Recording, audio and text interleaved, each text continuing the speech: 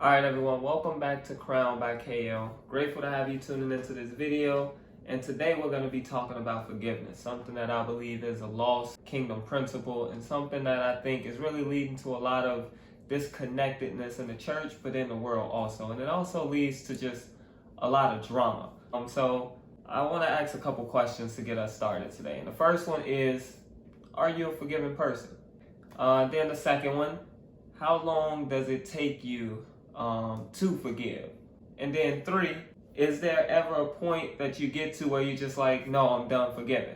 And then the fourth question is, do you forgive and forget? Now, as you think about those, I am going to be discussing one of the parables that Jesus brought up about the unforgiving servant, right? So this is found in the Gospel of Matthew, and it's a response to a question that one of his disciples, Peter, asked him. And he comes to him and he says, Lord, how many times should I forgive my brother when he sins against me? 7 times?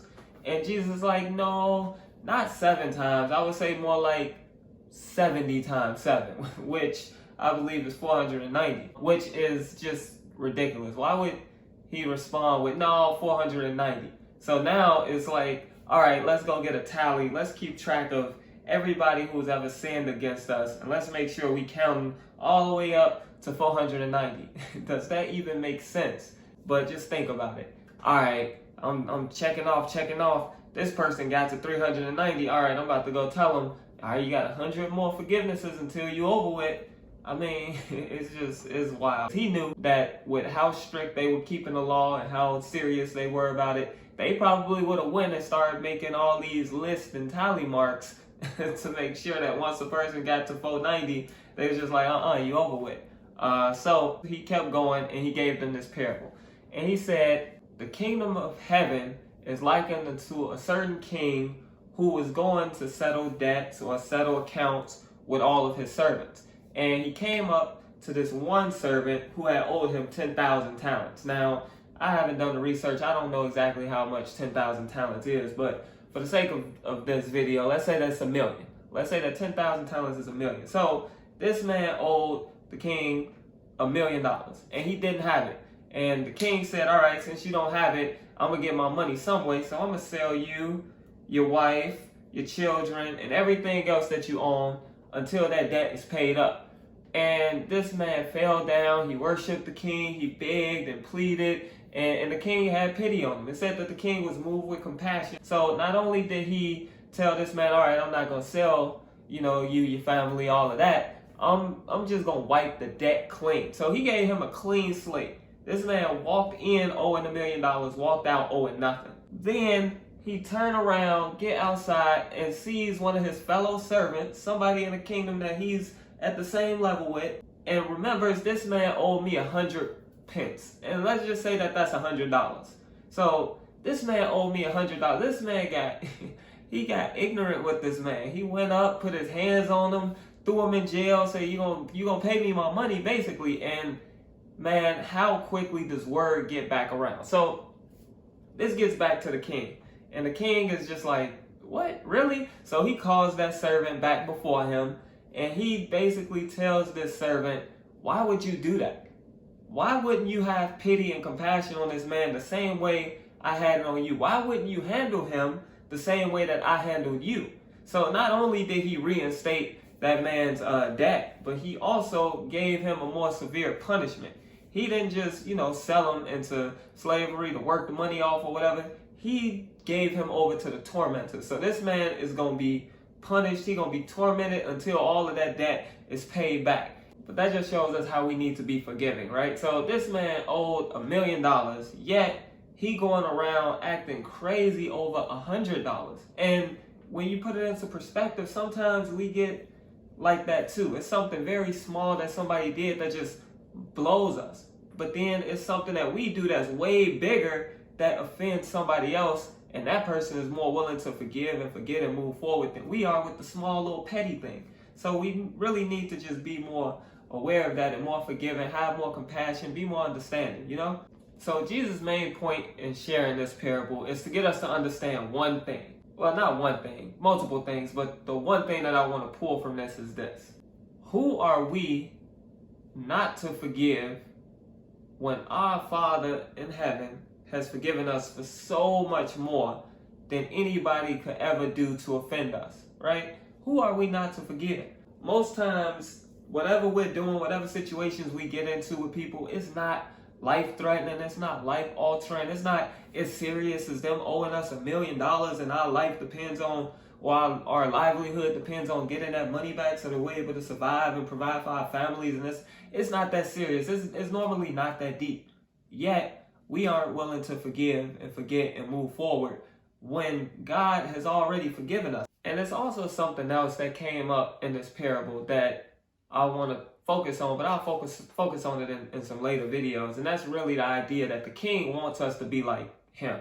He told that servant, why wouldn't you handle him? Why didn't you have compassion and pity him the same way that I did you? So apparently the king was looking for this servant to do exactly what he did in that situation. And that speaks a lot because, again, these are kingdom principles, and that's what we're supposed to be like God. And for this case, we're going to talk about being like God when it comes to forgiveness, because even though somebody sinned against us, whether they knew it or not, it doesn't matter. We still should be able to forgive because God still sent his son regardless of the sins that we committed knowingly and unknowingly. So who are we to be unforgiving, right? We need to be more forgiving, and we need to be able to move forward and move past some of these things.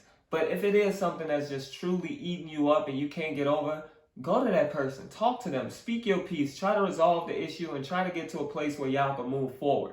If you don't do that, it's really just going to be eating you up inside. And what's the point of carrying around something and having that undue burden on yourself when you can really just get it resolved and talk to them? Because sometimes people just don't understand how they've offended you. Sometimes people just not aware, don't have self-awareness, social awareness, any of those things to really recognize how what they did was wrong and how their behavior or anything could have been detrimental to another person or people. So we have to be understanding and be able to give that grace. So give that forgiveness, have that mercy. And if they don't know and they don't understand, teach them.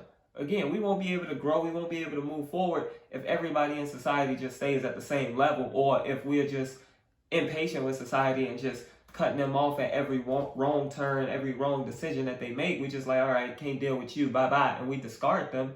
No, we're supposed to be in unity. We're supposed to be in sync. If I'm growing, I want the person next to me growing. I don't really want anybody around me to just stay at the same level in the same place their entire lives. Everybody should be able to grow and continue growing throughout life.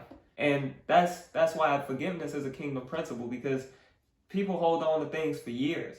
People hold on to things and take it with them to their grave, really. And an unforgiving heart is a very dangerous thing. So I don't want anybody to be walking around in jeopardy of not being forgiven by the Father. And that's what Jesus gets to. When he gets to the end of this parable, he talks about how he wants us to really have forgiveness in the heart. Not something we just say, not something we just do, but really feel it in our heart. Let it be something that's heartfelt. Don't harden your heart towards people when they offend you or sin against you or do something that you don't like. Be forgiven, give them that compassion, give them grace, and try to bring them along in this journey to progress and become better. Because the last thing you will want is for God to just discard you. The last thing you will want is for him to just be like, all right, ain't no saving this guy. Ain't no way of getting through to them. I'm just going to let him be. Regardless if we knew or not, he sent his son to redeem us, to pay the price for our sins so that we can have a better relationship and be able to be forgiven by him. And we just have to be willing to do the same for people. And that just speaks to the love of God and the love that he had, but also speaks to the love that he wants us to have, to be able to forgive people when they're doing things against us that they know and that they don't. And that's a true attribute of living the crown life. That's a true attribute of being a king or a queen on this earth. Because if kings and queens always just punished people that did wrong and threw them in jail or discarded them and kicked them out the kingdom, what kingdom would they have? People make mistakes, right? So we have to be understanding, forgiving, and be willing to go on that journey with some people. And I'm not saying just be, oblivious and just open yourself up to just be done wrong. No, you have to exercise wisdom. So be willing to forgive, be willing to forget and move forward, but understand who a person is and accept them as that. If you know that you can forgive them and forget, but you just won't be put in this situation again, then do that. But don't just forgive them, but then always hold it against them. So now you aren't even willing to entertain them or open up or help them if they're in need. we should never get to a place like that. And that's where that servant was. You don't want to be this unforgiving servant. You don't. So again, forgiveness is a kingdom principle. It is a very important kingdom principle and key. And it is very important to live in a crown life. It's very important to live in a life of royalty, the abundant life that we're seeking and that we should be living, right? So again, that's really what I wanted to speak about, forgiveness, because cancel culture is still running rapid. It's still a lot of things going on, and a lot of people who are just not willing to be understanding to the next person, and not willing to show compassion and mercy on their neighbors. And that's sad, because what type of society are we setting up for the next generation if everything or every disagreement just lead to fallout? And I know I spoke about this before, but that's how important forgiveness is. That's how important a lot of these kingdom principles are. We really need to drill them in our head and really live them out. So that's, again, all I have. Make sure that you comment. Let me know what you think. Like, share, subscribe. And then, again, if you never listen to another video, if you don't remember anything else I've ever said, just please, please, please remember this. The purpose of life is to live. All right? Until next time.